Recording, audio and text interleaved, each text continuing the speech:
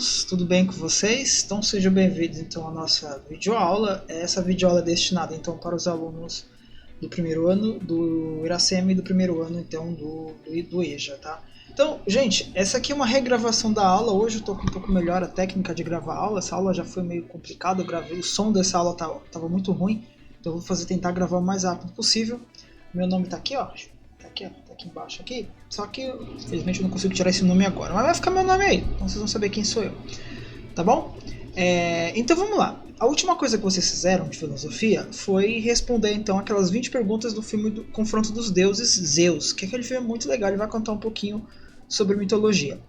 E a gente precisa falar um pouquinho do surgimento da filosofia. Como que a filosofia surge, como que o conhecimento filosófico aparece. Então quando não se consegue mais responder o conhecimento filosófico através da mitologia, então você começa a mudar o perfil. Então, por exemplo, você respondia tudo através da mitologia grega. Então você colocava os deuses lá e respondia então esses questionamentos. Então, o surgimento da filosofia, vamos trabalhar desde o começo assim, vamos tentar ser prático. A pergunta feita pelas cosmogonias, que quer dizer nascimento do universo através dos deuses, é sempre a mesma. Como do caos surgiu o mundo ordenado, o cosmos. Então, como que do caos, daquela bagunça toda, surge o mundo ordenado? As cosmogonias respondem essa pergunta fazendo uma genealogia dos seres, isto é, por meio da personificação dos elementos água, ar, terra, fogo, e das relações sexuais entre eles. Explica a origem de todas as coisas e a ordem do mundo.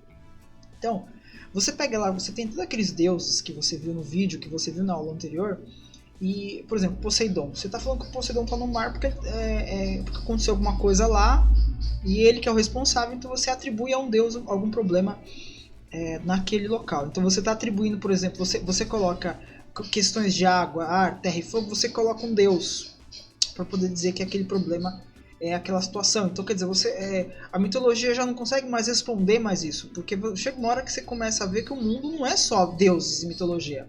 O mundo é muito mais além disso, certo? Então vamos lá. Os primeiros filósofos não fazem cosmogonias e sim cosmologias, tá? Então você pode ver que eu coloquei em vermelho para você ver. Então, cosmogonia, o mundo nasce através do caos, do nada, do mundo ordenado.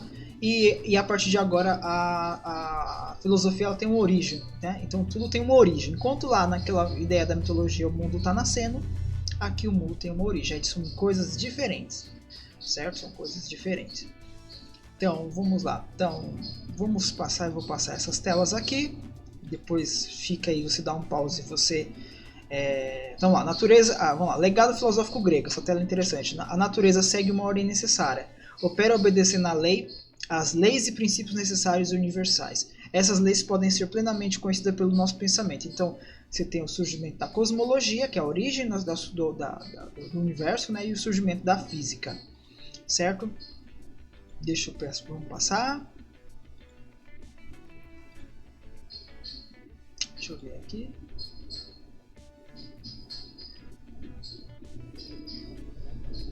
Seres humanos naturalmente aspiram ao conhecimento verdadeiro por seus seres racionais, à justiça por seus seres dotados de vontade livre, né? Vontade livre, e eles também aspiram à felicidade, pois os seres são dotados de emoções e desejos. Os seres humanos instituem valores pelos quais dão sentido às suas vidas e suas ações. Tá? Esses slides eu passei porque esse slide eu daria na sala de aula, então eu passei, vamos direto para o que interessa, porque senão a aula fica muito extensa. E aí vocês vão trabalhar. Então vamos lá. Então, a evolução do pensamento. Então vamos lá. Presta atenção. Tudo isso vai cair nas atividades que eu vou passar para vocês, no formulário que eu vou passar para vocês. Tudo que está em amarelo, se você quiser copiar, se você quiser anotar, anota. Porque ajuda muito você na hora de fazer a atividade lá no formulário, você já ter anotado só o que está interessante. O mito pretende narrar como as coisas eram ou tinham sido no passado imemorial. Longínquo e fabuloso, voltando-se para o que era antes que tudo existisse tal como existe no presente. Então, o mito, ele aceita contradições, e mesmo assim era tido como verdadeiro, porque o mito ele se contradiz. Às vezes o mito pode responder um monte de coisa e no fim das contas não responder nada. Então existe uma contradição do mito, porque às vezes o mesmo mito pode ser contado lá numa cidade grega, na outra cidade grega, e e acaba não sendo a história acaba mudando, a história acaba sendo outra e com outro objetivo, né? Com outro objetivo. A filosofia já ao contrário. Então nós já estamos falando da filosofia. A filosofia ao contrário. Se preocupem em explicar como e por que no passado, no presente e no futuro, isto é, na totalidade do tempo, desde lá do século VI até hoje, as coisas são como são. Não admite contradições, exige explicação coerente e racional. Então a filosofia exige uma explicação coerente e racional e não aceita contradição. Se uma coisa é verdadeira, ela vai ser verdadeira até... Você disse uma verdade, essa verdade você não tem como negar, acabou e não tem como. E é assim que funciona. Então, o mito, ele narra, e a filosofia, ela entende, ela se preocupa, ela analisa, ela tenta explicar. Muito bem. Então, o mito pretende narrar como as coisas eram ou tinham sido no passado imemorial. Lá atrás. Tentava explicar, no fim das contas não explicava nada. Ou seja, ela pegava uma situação do universo, falava que era um deus que estava fazendo aquela questão. Veja lá no vídeo, no confronto dos deuses, que ele fala do tufão, que ele fala do tufão lá, a briga entre os vulcões explodindo, então é a briga do Olimpo contra o Monte Parnassus, lá, aquela coisa toda. Lá no vídeo você vai ver isso daí. Então, ou seja, no fim das contas você tem lá o choque de mundos, só que na verdade eram dois vulcões explodindo e as pessoas falaram que eram os deuses brigando. Mais ou menos isso que ele quer dizer nesse texto. Anotem isso aqui, porque isso aqui é importante, isso aqui é uma pergunta da atividade. Então, quem que nós vamos falar hoje? Nós vamos falar então dos pré-socráticos, tá bom? Nós vamos falar dos pré-socráticos. A ciência moderna não mostra a verdade das coisas em si mesma. A ciência apresenta apenas modelos teóricos provisórios que tentam explicar a realidade. Essas verdades que a ciência apresenta duram enquanto não surgirem outros modelos teóricos melhores. Essas verdades que a ciência apresenta duram enquanto não surgirem outros modelos teóricos melhores. A ciência ela trabalha assim. Se de repente lá na frente você descobre alguma coisa que vai mudar a ciência, que vai mudar tudo, então você já mudou a verdade. Só que a verdade continua a mesma, só que o modelo é diferente. Isso se chama paradigma, tá? Ela não mostra, ela tem o modelo teórico provisório, por exemplo, por que a vacina hoje está sendo feita rápida? Porque o modelo teórico mudou. O padrão de fazer vacina mudou. Mas essa vacina não é confiável, tem que ser 15, 30. Não, gente. Você desenvolveu agora, nos últimos 10 anos, um esquema onde você consegue fazer vacina mais rápida. Então você só troca lá o vírus e coloca o atual no lugar que o sistema vai dar o mesmo. É mais ou menos isso que ele quer dizer. Certo? Então quem são os pré-socráticos? Eu estou acelerado, gente, porque nós vamos ter que fazer esse vídeo muito mais rápido. Eu não vou ficar fazendo muita volta. Tá bom? Pré-socráticos. Prestem atenção. Então nós temos a mitologia. Da mitologia nós passamos os pré-socráticos. Essa é a ordem da filosofia. Então vamos lá. Então você tem aqui Tales de Mileto, vai ser o primeiro filósofo. E aí você tem aqui também outras personalidades, o nascimento de Sócrates. Essa aqui é a linha do tempo, tá bom? Essa é uma linha do tempo muito legal, muito bacana, tá? Então você vai ter aqui Platão, você tem o Zenão de Sítio, isso aqui são vários filósofos que apareceu depois, ali no começo da história da filosofia. Então pausa o vídeo, dá uma olhada, de repente eu posso pedir algum desses aqui lá na atividade. Pode ser que sim, eu vou coloco lá um título, esse texto que você está vendo aqui, um desses textos aqui, e aí eu posso perguntar a data, ou eu posso colocar as datas e perguntar quem é. Fiquem espertos. Então, para esse vídeo, até voltar aqui de novo, você volta aqui na página anterior, dá um pause no vídeo, tira um print. Então, os primeiros filósofos, qual que é o interesse deles? Era desvendar os fenômenos da natureza, as transformações da natureza, estudar o cosmos e o surgimento da vida. Então os primeiros filósofos, né, são filósofos cientistas, porque eles tentaram descobrir as coisinhas lá. Eles estavam olhando para a natureza e estavam tentando descobrir as coisas, tá certo?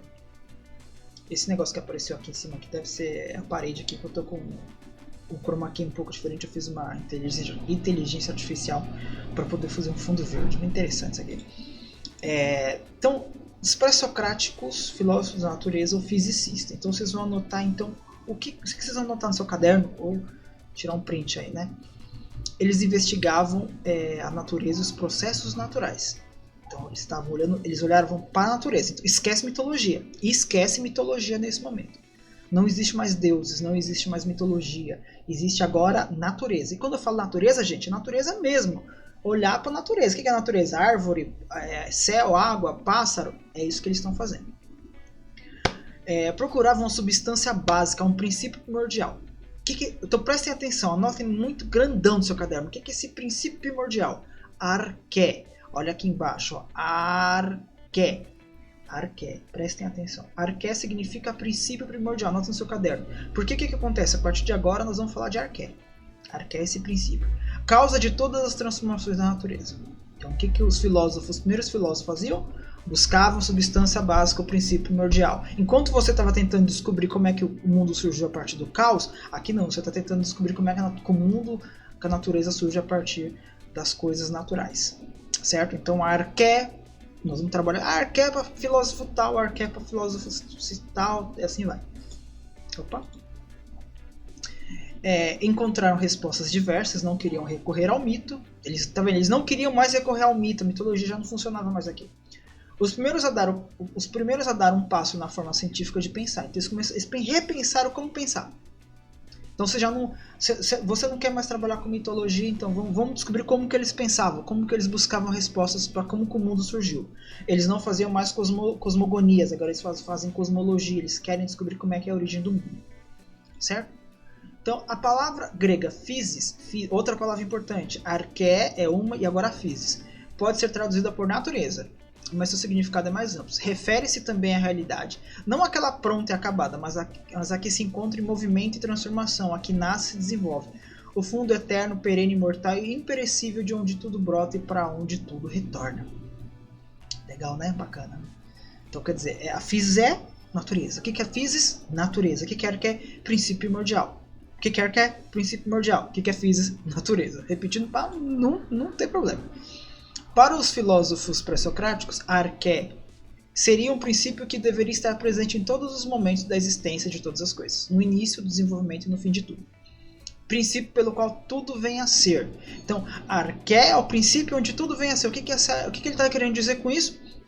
Que a arqué está em tudo. O mundo vai surgir, o mundo está em movimento, o mundo muda, o mundo sabe. Então é a arqué. Ele está dizendo que a arqué está em tudo.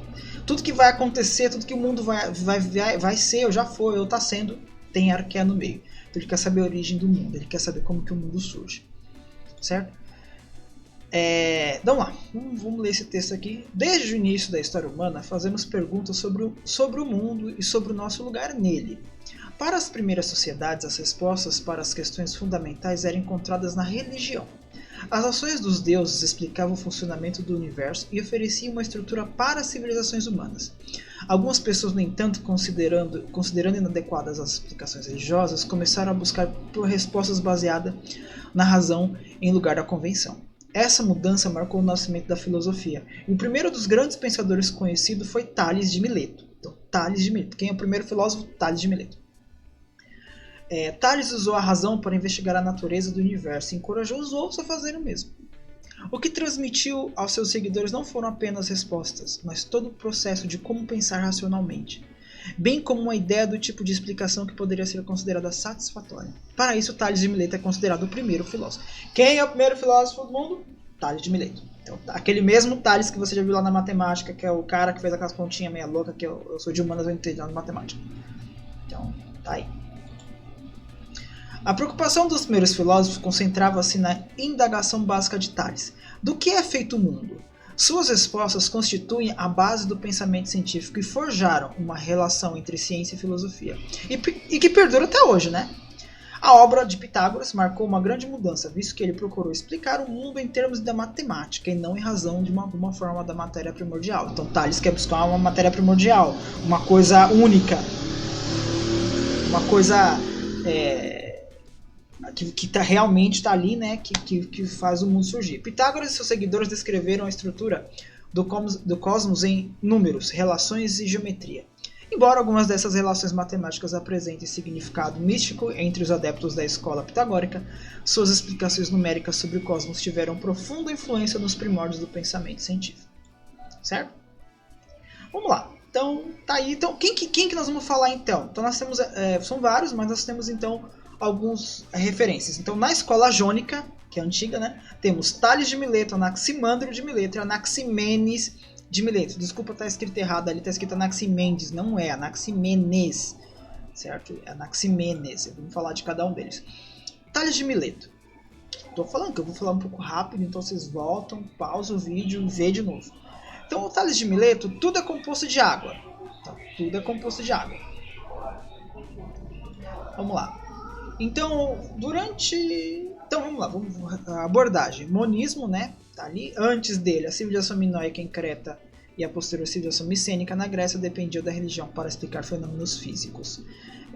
A Teogonia, do poeta grego Hesíodo, narra como os deuses criaram o universo.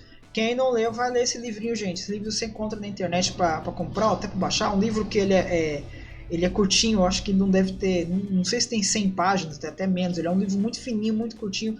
Teogonia dos Deuses. Cara, eu recomendo vocês lerem ali nesse livro. Para quem quer entender mitologia, quem gosta de jogo God of War, o que for, lê esse livro. Tá certo? Vamos lá.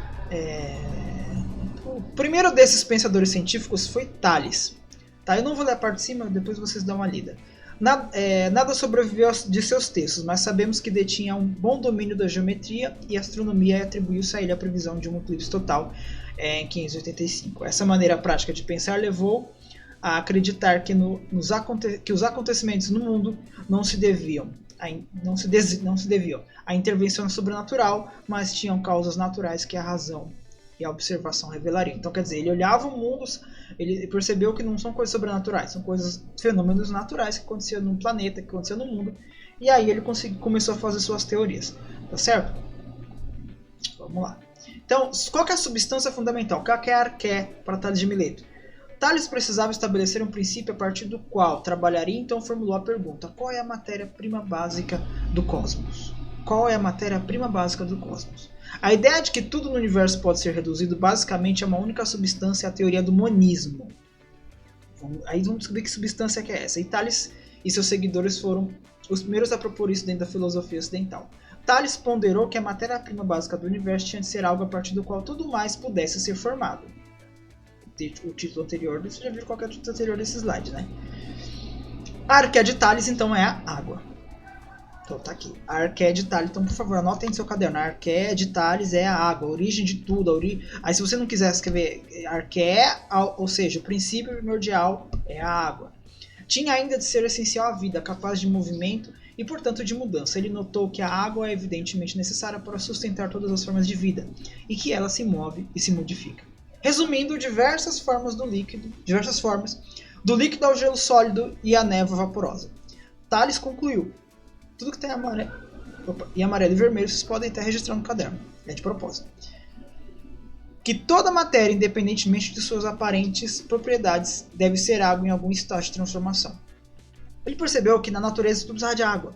A planta precisa de água, eu preciso de água, tudo precisa de água. Tudo precisa de água. Então a maioria das coisas no universo precisa de água. Então ele pensou assim, bem, se tudo precisa de água, então o princípio de tudo é água. A água é a base de tudo. Tales também percebeu que toda a massa de terra parece chegar ao fim à beira da água. Né? Quer dizer, ele fazer o rio, né? o mar, né? Termina a terra e começa a água. É isso que ele quer dizer. A partir disso, deduziu que todo o conjunto da terra devia flutuar sobre uma base de água da qual ele emergiu. Quando ocorre algo que causa ondulações ou tremores nessa água, propôs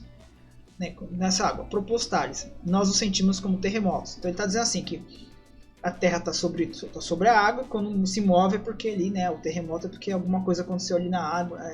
Imagina você colocar um montinho de terra em cima da água, a água está flutuando, acontece alguma coisa lá, então a água se mexe, então ele não sabia como explicar isso, ele não tinha Wikipedia, ele não tinha nada, então tá aí.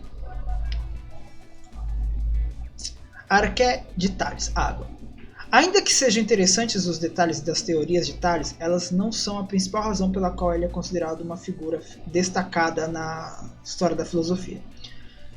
Faltou um ponto ali. Sua real importância está no fato de que foi o primeiro pensador conhecido a buscar respostas naturalistas e racionais, em vez de atribuir os objetos e os acontecimentos aos caprichos dos deuses volúveis. Ao fazer isso, ele e os filósofos posteriores da escola de Mileto lançaram as bases do pensamento científico e filosófico no mundo ocidental. Certo? Então vamos lá. Observando a vida animal e vegetal, concluiu que a água, o úmido, é o princípio de todas as coisas. Anotem isso daí. Então, ele observou a água e ele descobriu que então a água seria o princípio de tudo. Somente a água permanece basicamente a mesma em todas as transformações dos corpos, apesar de assumir diferentes estados. Lembra lá? Sólido, líquido e gasoso? A água continua a mesma. Então, ele percebeu que a água tem uma mobilidade muito grande, maleabilidade. Então, em todos os estágios da água, a água continua sendo água e assim vai. É aí que ele faz a teoria dele. Próximo filósofo. Deixa eu ver se meu cachorro está dormindo. Anaximandro de Mileto. Desculpa, eu esqueci de colocar o sobrenome dele. É Tales de Mileto, Anaximandro de Mileto e Anaximenes de Mileto. Nascido em Mileto, hoje sudeste da Turquia, né, foi pupilo de Tales, o pai da filosofia ocidental. Então, Tales é o pai da filosofia, prestem atenção nisso. Como Tales julgava que havia uma única substância básica, a partir do qual tudo tinha evoluído, decidiu que ela deveria ser infinita e eterna e a chamou de Apeiron, ou Apeiron. Então, qual que é o arqué, princípio primordial? Qual que é o arqué de Tales, de Anaximandro, desculpa? Apeiron. E o que significa esse Apeiron? Indeterminado, o infinito ou indefinido. Então você não sabe de onde surgem as coisas, mas você sabe que ela surge. Entendeu? Anaximandro também desafiou a sugestão de Tales de que a Terra era sustentada por um mar, ponderando-se que esse mar teria de ser sustentado por outra coisa. Sem evidência para essa estrutura de sustentação, declarou que a Terra era um objeto pairando no espaço. Publicou o que se acredita que seja o primeiro mapa do mundo.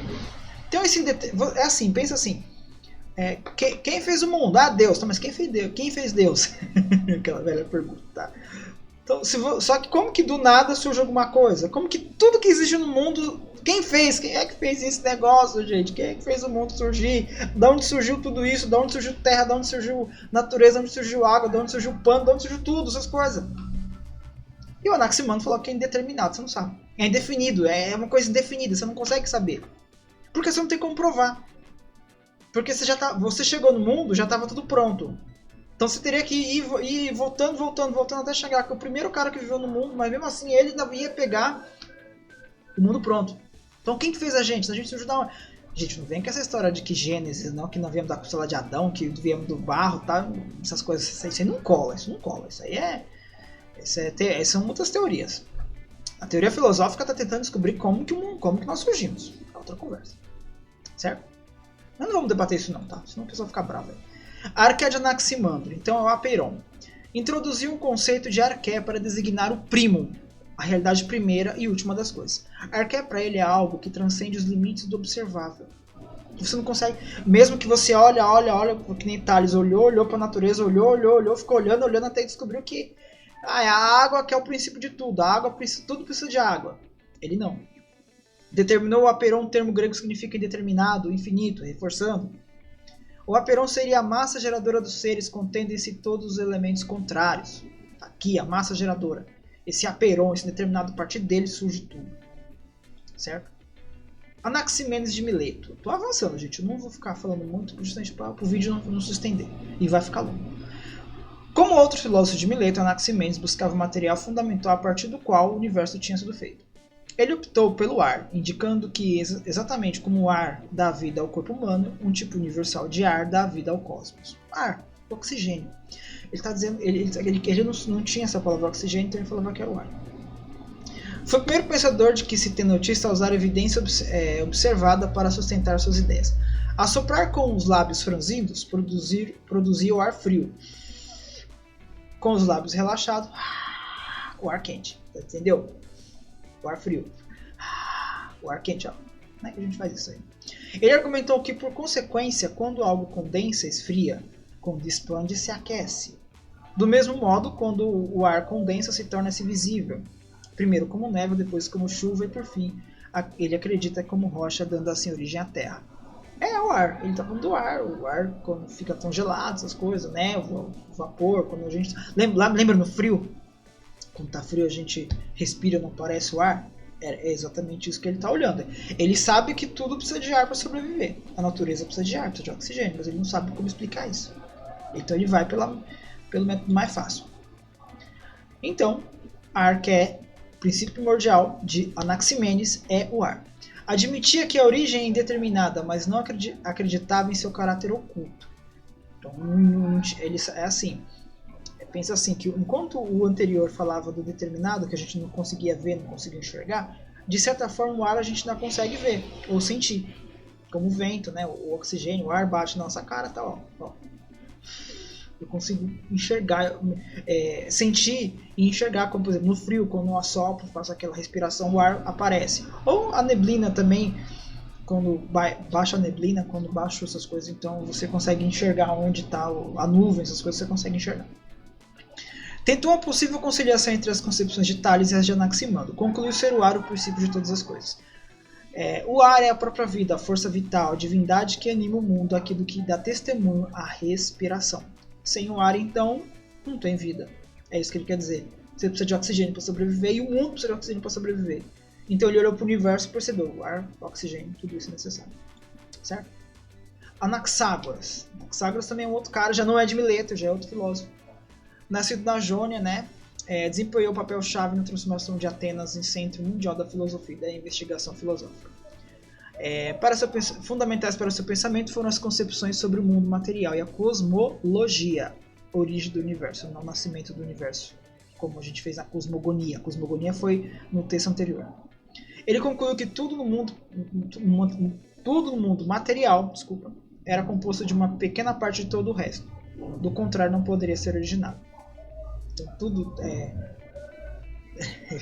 acho que ele foi preguiçoso. Ele falou que tudo tem um pouco de água, tudo tem um pouco de ar, tudo tem um pouco de indeterminado.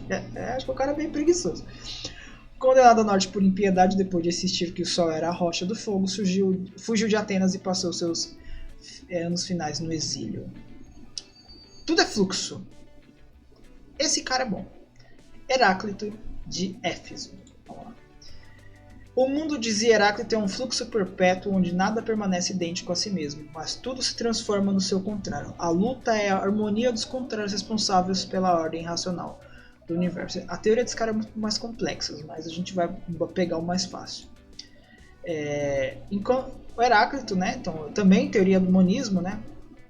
Tem aqui a ficha técnica dele aqui do lado aqui, né? Enquanto outros antigos filósofos gregos procuravam explicações científicas para a natureza física do cosmos, Heráclito o entendia como governado por um logos divino, uma razão, algo. O logos é isso que está ali, o que faz o mundo acontecer. Às vezes interpretado como razão ou argumento, Heráclito considerava o logos uma lei universal, cósmica, de acordo com a qual todas as coisas começam a existir e todos os elementos materiais do universo são mantidos em equilíbrio. Então, essa lei universal, existe uma coisa no universo que mantém tudo funcionando. Então, porque, por exemplo, você fala então desse indeterminado, você fala da água, você fala do indefinido, você fala de um pouco de tudo, mas o que faz tudo isso acontecer? O que faz com que tudo isso exista? Então, existe algo no mundo que faz com que as coisas sejam perfeitas, que as coisas se mantenham. Então, o Heráclito, ele imaginou, então, seria esse logos. É bem complicado isso, mas a gente dá para entender. Heráclito sugeriu que o equilíbrio de opostos, dia e noite, quente e frio, por exemplo, levava à unidade do universo. Se tem um, tem que ter outro. Tudo seria parte de um único e fundamental processo substância, o princípio central do monismo. Mas ele também afirmou que uma tensão é constantemente gerada entre esses pares de opostos, e então concluiu que tudo está em permanente estado de fluxo, tudo está em movimento, tudo está em mudança. O dia, por exemplo, muda para a noite, que por sua vez muda novamente para o dia. Você não consegue mais fazer nada do que você fez no dia anterior, porque já mudou. O que você fez de manhã, você já não consegue. Você não consegue fazer nada igual, tudo muda. Seu dia muda, as coisas mudam. Então tem a luta dos contrários. Existe uma luta dos contrários, certo? Existe uma luta. Usando o exemplo de um rio, Heráclito ilustrou a teoria. Preste atenção, eu não marquei nada em vermelho e amarelo aqui, mas é interessante vocês anotarem alguma coisa referente a isso. Ninguém se banha 2 vezes no mesmo rio. Com isso, ele queria dizer que no instante em que se entra no rio, águas novas imediatamente substituirão aquelas das quais a pessoa emergiu, e ainda assim o próprio rio é sempre descrito como coisa fixa e imutável. Você entrou no rio, ou seja, o rio já não é mais o mesmo e você já não é mais o mesmo. A água que banhou você há um segundo atrás não é a mesma, porque a água que está vindo já é diferente. Então, de repente, se você está no rio, põe a mão lá, o rio está limpinho. Alguém mexeu lá atrás no rio, a água ficou meio barrenta, então aquela água barrenta vai passar por você, então não é mais o mesmo rio, porque alguém já mexeu. Então ninguém se banha 2 vezes no mesmo rio, porque a água já não é mais a mesma. A crença de Heráclito de que todo objeto no universo está em estado de constante de fluxo se opunha ao pensamento dos filósofos da escola de Mileto. como Tales e Anaximenes, que definiam as coisas por sua essência fundamentalmente imutável. O que é essa questão do imutável? Imutável significa que não muda.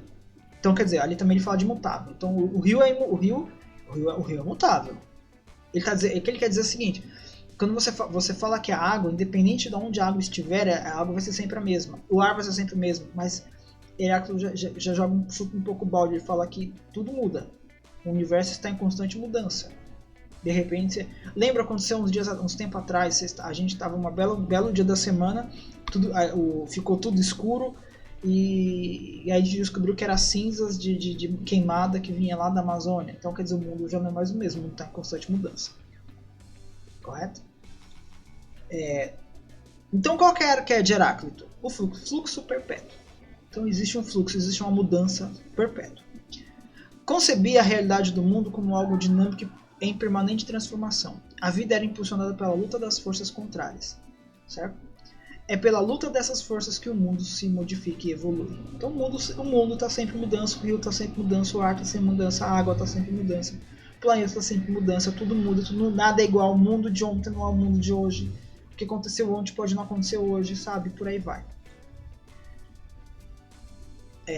Então, Parmênides, próximo filósofo, desculpa, eu estou passando já está vindo outro filósofo. Então, as ideias propostas por Parmênides marcam um momento decisivo na filosofia grega. Influenciado pelo pensamento lógico e científico de Pitágoras, Parmênides empregou o raciocínio dedutivo na tentativa de revelar a verdadeira natureza física do mundo. Suas investigações o levaram a assumir uma visão oposta de Heráclito. Então, muito bem. A partir da premissa de que algo existe, ou seja, de que algo é, existe o né? Lembra lá, se você olhar na sua Bíblia, você vai perceber que Deus fala assim, acho que é no livro do Êxodo, ele fala assim, quem você é? Eu sou, ele vai dizer que eu sou. Esse eu sou é a mesma coisa que ele está falando aqui, tá? Esse ser, esse alguém que é, nesse momento, na Bíblia, é a mesma pessoa. Ou o mesmo ser, ou a mesma entidade, não sei. Parmênides deduziu que esse algo não pode também não existir, não é. Se alguma coisa é, então não existe o não é. Entendeu? Se você fala que tem um ser imortal, imutável, que está ali, que faz as coisas acontecerem, vamos colocar como Deus, então se você falar que ele existe, você não tem como falar que ele não existe. A gente brinca, né? Você não diz uma coisa. Se você diz, é disso. Se ele não diz, não diz. Por isso envolveria uma contradição lógica. Portanto, seria impossível existir um estado de nada. Não haveria vazio. Então não existe vazio. O nada existe? Existe. Se ele está vazio? Acho que não. Assim, algo não pode vir do nada. Entendeu? Pensa comigo. Como que um ser material, um ser imaterial, um ser que não tem matéria, um ser incorpóreo, um ser que a gente não consegue enxergar, cria alguma coisa? Ah, foi Deus que fez o mundo. Tá, como que um ser imaterial, imortal, incorpóreo, não tem nada? Como que do nada você cria matéria? Como é que você cria matéria se você não tem corpo, se não tem nada? Olha que complicação filosófica é essa, né? Deve sempre ter existido de alguma forma. Então, alguma coisa, algum átomo, algum hidrogênio, alguma coisa, alguma molécula existia para parte dela começar tudo a surgir. Essa forma permanente não pode mudar, porque algo que é permanente não pode mudar para uma outra coisa sem deixar de ser permanente. Entendeu? Se essa forma que cria tudo é permanente, então se é permanente, que permanece. Então, uma coisa permanente é uma coisa que não muda, continua a mesma coisa. Entendeu? Vai continuar a mesma coisa. Parmênides já chuta o pau da barraca. Ele já é mais complicado. Isso que é filósofo lá do comecinho do planeta, tá? Lá atrás, tá? Antes de Cristo. A partir da premissa de que algo existe, que algo que tem alguma coisa que existe nesse mundo, Parmênides deduziu que esse algo não pode também não existir, não é. Por isso, ele envolveria uma contradição lógica. Portanto, seria impossível existir um estado de nada. Desculpa, acho que é o mesmo slide anterior. Então, vamos avançar. A partir desse padrão de pensamento que tudo é real, deve ser eterno, imutável e ter uma unidade indivisível, né? Que tudo é uno, está escrito aqui, Tá errado, tá? Tudo é uno. Eu não tinha reparado nesse erro aqui. De maneira mais significativa para filósofos posteriores, Parmênides mostrou que nossa percepção do mundo é imperfeita e cheia de contradições. Nós parecemos sentir uma mudança, ainda que nossa razão nos diga que a mudança é impossível. A conclusão a que podemos chegar é que nunca devemos confiar na experiência que nos é transmitida pelos nossos sentidos. Então, nossos sentidos muitas vezes podem nos enganar. A gente pode pensar uma coisa, na verdade não é. Certo? Defendia a existência de dois caminhos para a compreensão da realidade. Expressou nesse pensamento no poema sobre a natureza, que tá ali é o poema dele. O caminho da razão, que permite encontrar a verdade imutável e perfeita, que é episteme, o caminho da razão. Ou dos sentidos ou da opinião, da doxa, que só nos permite conhecer as aparências das coisas confusas e contraditórias. O que é esse caminho da razão? O caminho da razão te leva à verdade. O caminho da razão te mostra o conhecimento certo, o conhecimento correto. Nós estamos falando de combate à pandemia, de combate ao coronavírus, de combate ao Covid. Então, nós temos que ir pelo caminho da razão. Qual que é o caminho da razão? O caminho da ciência. E o caminho da opinião? É exatamente aquilo que está acontecendo. O remédio não funciona. Não importa se você que está assistindo a aula acredita ou não que funciona. O que eu estou dizendo é o seguinte. A própria empresa de um dos remédios diz que aquele remédio não funciona para a Covid. Outra empresa diz que aquele remédio não funciona para a Covid. A maior organização mundial, que é a OMS, que é a Organização Mundial da Saúde, diz que aquele remédio não funciona. Então, o que é esse caminho da razão? O caminho da razão é o caminho da ciência, da verdade. Só com a vacina o lockdown, o distanciamento social, o uso de máscara, que realmente vai combater o coronavírus. E aquela história de kit prevenção lá, né? Não funciona.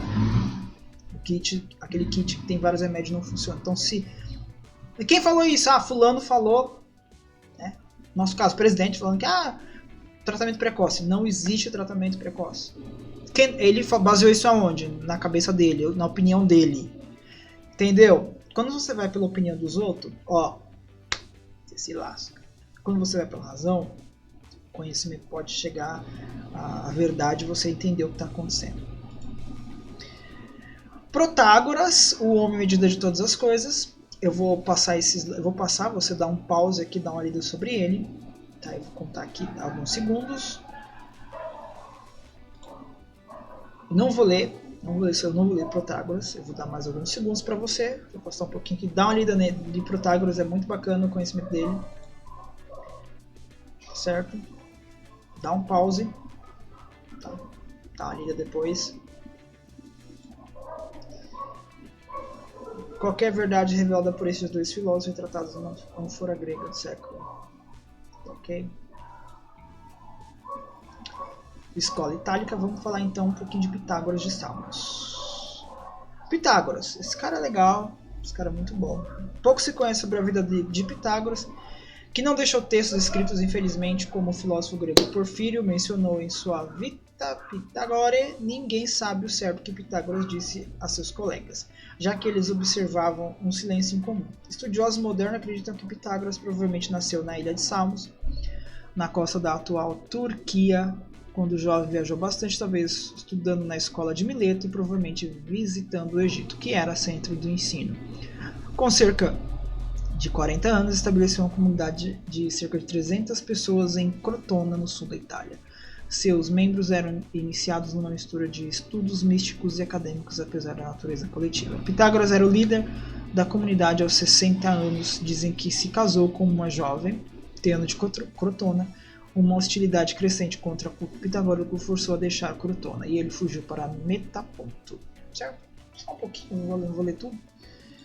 Certo? Então vamos lá. Pitágoras. Esse cara é importante a gente falar um pouquinho dele. Eu acho que vou ter que me afastar um pouquinho aqui. Acho que...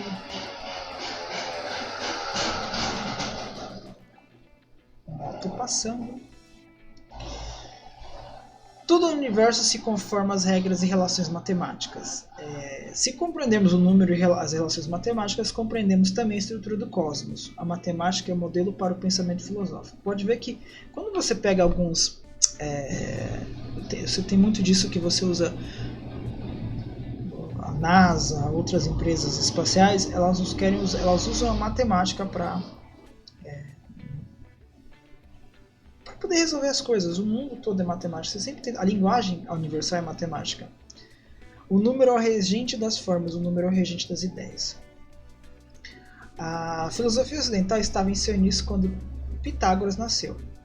Em Mileto, na Grécia, um grupo de filósofos de uma geração anterior, conhecidos coletivamente como Escola de Mileto, tinha começado a procurar explicações racionais para fenômenos naturais, inaugurando a tradição filosófica ocidental, a Arqué. Pitágoras passou a infância não muito longe de Mileto, daí ser provável que conhecesse ou talvez tivesse estudado na academia desses filósofos. Então ele conheceu algum daqueles filósofos ali. Dizem que Pitágoras, como Tales, fundador da Escola de Mileto, aprendeu os rudimentos da geometria provavelmente e influenciou a abordar pensamento filosófico de forma científica e matemática. Então ele cria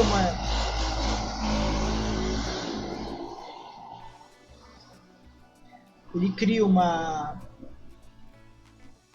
maneira de estudar, certo? Então ele influenciou a abordagem do pensamento filosófico através da matemática. Por isso que a gente conhece Pitágoras lá na matemática. Teorema de Pitágoras, Teorema de Tales, esses caras. Basicamente é isso.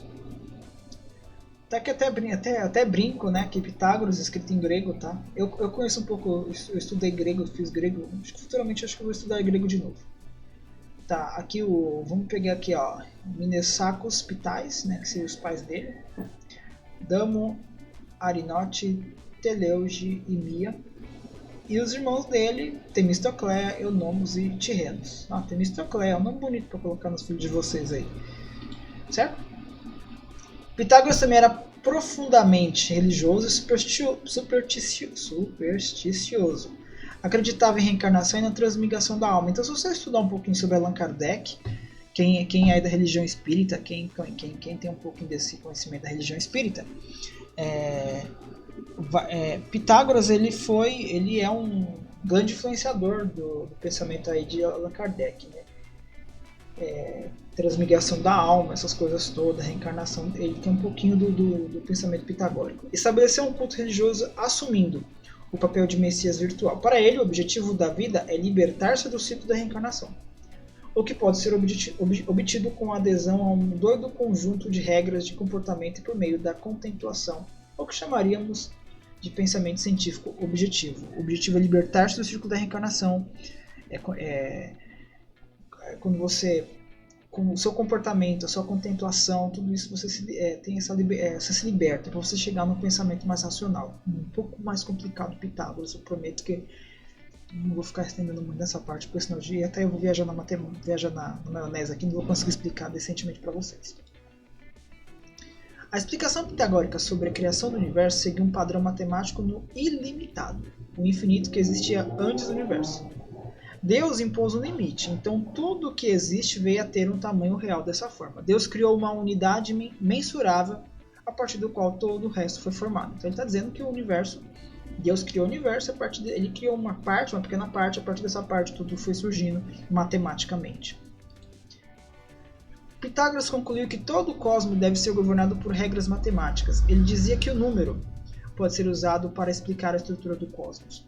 A essência de todas as coisas reside nos números, os quais representam a simetria. Presta atenção que tem uma pergunta na atividade. Simetria, ordem, harmonia, limitado e ilimitado. E eu vou fazer pegadinha na atividade. Então preste bem atenção. Anota essa parte aqui embaixo. Aqui, ó. Anota essa parte aqui, ó.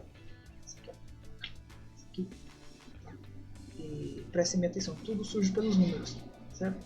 Eu não vou me estender também. Não vou ficar falando muito do que seria isso, tá? Mas a arqué de Pitágoras é os números. Certo? Então vamos lá. O fundamento de tudo é o número. Acreditava na divindade do número, o número não abstrato, elemento essencial da realidade, dimensão espacial, par ímpar, né? Harmonia. Então existe uma harmonia. Se você mede aqui o seu rosto, se você mede aqui, se você mede o cotovelo, então todas as medidas do ser humano ela tem uma base, matemática, certo? Adendo. Eu vou deixar esse adendo então, vou daqui uns 5 segundos, dá um pause no vídeo, dá nesse adendo. Eu não vou ler porque senão vai ficar muito longo o vídeo e a gente lê depois eu converso com vocês, tá certo? É uma interessante esse texto, acho muito bacana. Não vou pedir nada desse texto, fiquem tranquilos.